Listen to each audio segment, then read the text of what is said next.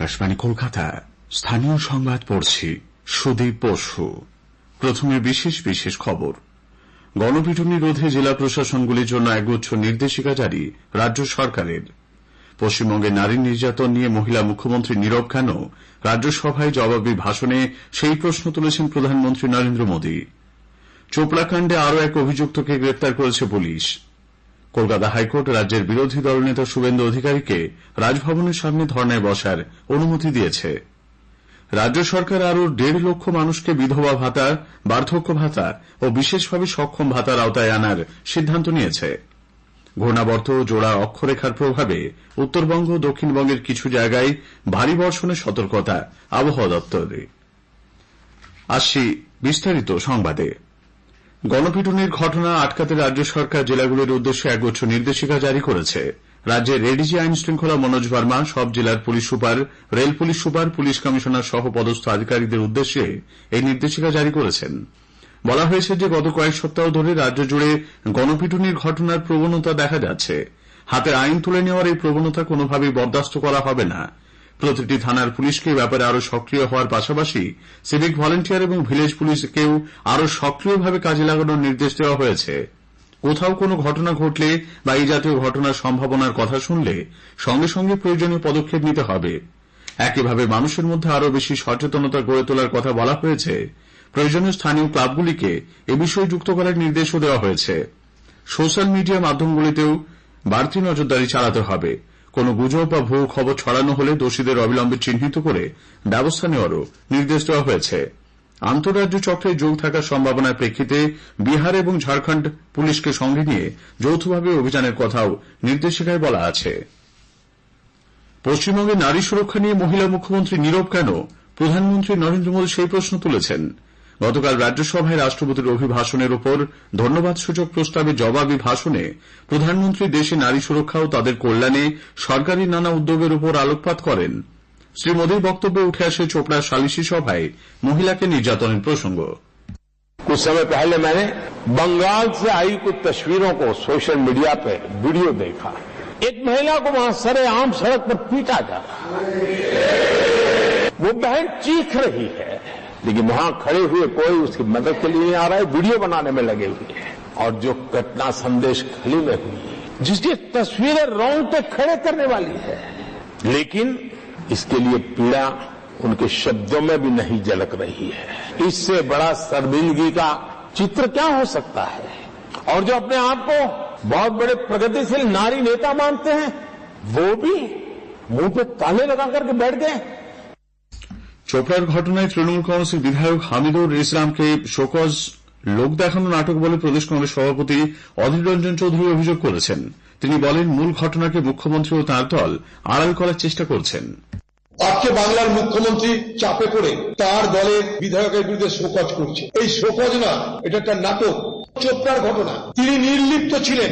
সারা দেশ জুড়ে যখন প্রবল প্রতিবাদ, প্রবল নিন্দার ঝড় উঠেছে, সেই নিন্দার ঝড়ে তার মনে হয়েছে এবার একটু মুখটা খুলে শোকজ করে তার দলের রকমারি পণ্যকে তিনি বাজারে বেচবেন। ধামাচাপা দেওয়ার একটা নতুন শব্দের নাম শোকজ।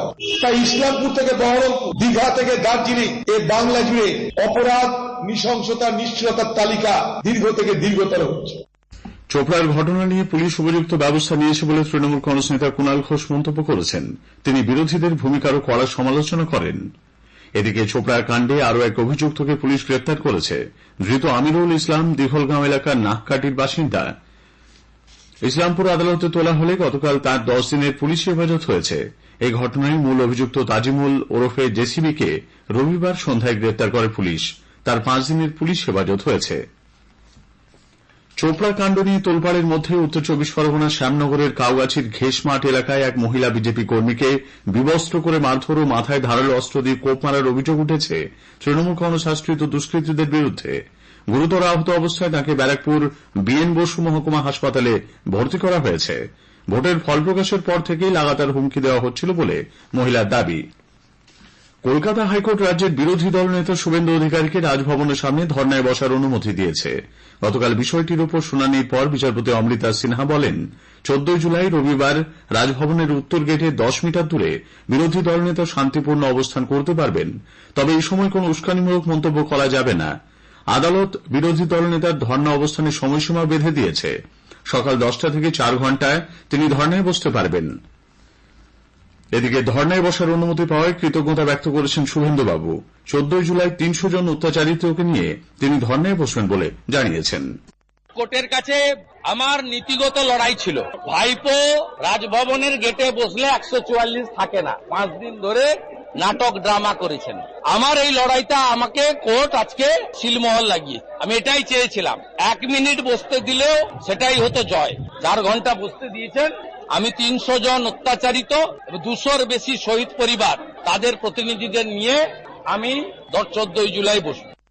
গতকাল নদীয়ার রানাঘাট দক্ষিণ বিধানসভার উপনির্বাচনে প্রচারে যোগ দেন শুভেন্দুবাবু। কেন্দ্রের বিরুদ্ধে বঞ্চনার অভিযোগ তুলে রাজ্য জুড়ে আন্দোলনে নামতে চলেছে তৃণমূল কংগ্রেস। এই লক্ষ্যে দলের প্রধান মুখ্যমন্ত্রী মমতা ব্যানার্জি আজ বিকেলে দক্ষিণ কলকাতার আলিপুরে সৌজন্য অডিটোরিয়ামে এক বৈঠকে উপস্থিত থাকবেন। বিদ্বজ্জন এবং দলের নেতাদের আমন্ত্রণ জানানো হয়েছে বলে নবান্ন সূত্রে খবর। বৈঠকে সাম্প্রতিক সময়ে একাধিক গণপিটুনির ঘটনা নিয়েও আলোচনা হতে পারে বলে মনে করা হচ্ছে। রাজ্যের কলেজগুলিতে ভর্তি হতে চেয়ে দেশের বিভিন্ন প্রান্তের পড়ুয়ারা অনলাইন অ্যাডমিশন পোর্টালে আবেদন জানিয়েছেন বলে শিক্ষামন্ত্রী ব্রাত্য বসু উল্লেখ করেছেন। গতকাল এক্স হ্যান্ডেলে তিনি লেখেন, বাংলার বাইরে থেকে এখনো পর্যন্ত 87,010 জন পড়ুয়া রাজ্যের কলেজগুলিতে ভর্তির আবেদন করেছেন।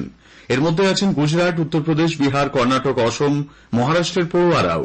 উচ্চশিক্ষার জন্য ছাত্রছাত্রীরা এই রাজ্যকে বেছে নিচ্ছেন বলেও এক্স হ্যান্ডেলে লিখেছেন ব্রাত্যবাবু। ঝাড়খণ্ডের নিট প্রশ্নপত্র ফাঁস কাণ্ডে সিবিআই ও ঝাড়খণ্ড পুলিশ গতকাল শহরতলির নিউ টাউনের অ্যাকশন এরিয়া 1-এর একটি আবাসনের ফ্ল্যাটে তল্লাশি চালিয়েছে। অমিত কুমার নামে এক ব্যক্তির মালিকানাধীন ফ্ল্যাটটি তালাবন্ধ থাকায় দীর্ঘক্ষণ দাঁড়িয়ে থাকার পর ফ্ল্যাটে ঢোকেন আধিকারিকরা, তবে অভিযুক্তের সন্ধান পাওয়া যায়নি। নিট ইউজি, ইউজিসি নেট সহ একাধিক প্রবেশিকা পরীক্ষা স্বচ্ছভাবে পরিচালনায় কেন্দ্রীয় সরকার প্রতিজ্ঞাবদ্ধ। সাম্প্রতিক প্রশ্নপত্র ফাঁসের ঘটনায় চক্রান্তকারীদের সাজা দিতে কাজ চালাচ্ছে তদন্তকারী সংস্থা। এ বিষয়ে আজ শুনবেন একটি বিশেষ আলোচনা, পরীক্ষা ব্যবস্থায় স্বচ্ছতা। প্রযুক্তিবিদ ও অর্থনৈতিক বিশ্লেষক সুদীপ্ত গুহর সঙ্গে কথা বলেছেন কল্যাণ লাহা। আকাশবাণী কলকাতার সংবাদ বিভাগ প্রযোজিত অনুষ্ঠানটি শোনা যাবে রাত 8টায় গীতাঞ্জলি ও 107 মেগাহার্টজ প্রচার তরঙ্গ এবং ডিটিএইচ বাংলা পরিষেবায়। একই সঙ্গে আমাদের সবকটি সোশ্যাল মিডিয়া প্ল্যাটফর্মে অনুষ্ঠানটি সরাসরি সম্প্রচারিত হবে। স্থানীয় সংবাদ শুনছেন আকাশবাণী কলকাতা কেন্দ্র থেকে।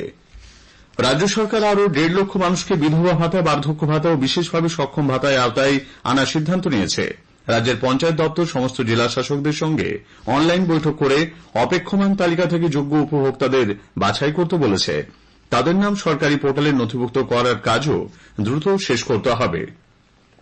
রাজ্য সরকার চলতি অর্থবর্ষে কর্মচারীদের বেতন, চিকিৎসা খরচ, ছাত্রছাত্রীদের স্কলারশিপ, স্টাইপেন্ড এবং বিভিন্ন সামাজিক সুরক্ষা প্রকল্পের জন্য বাজেটে বরাদ্দ অর্থের সিংহভাগে ছাড়পত্র দিয়েছে।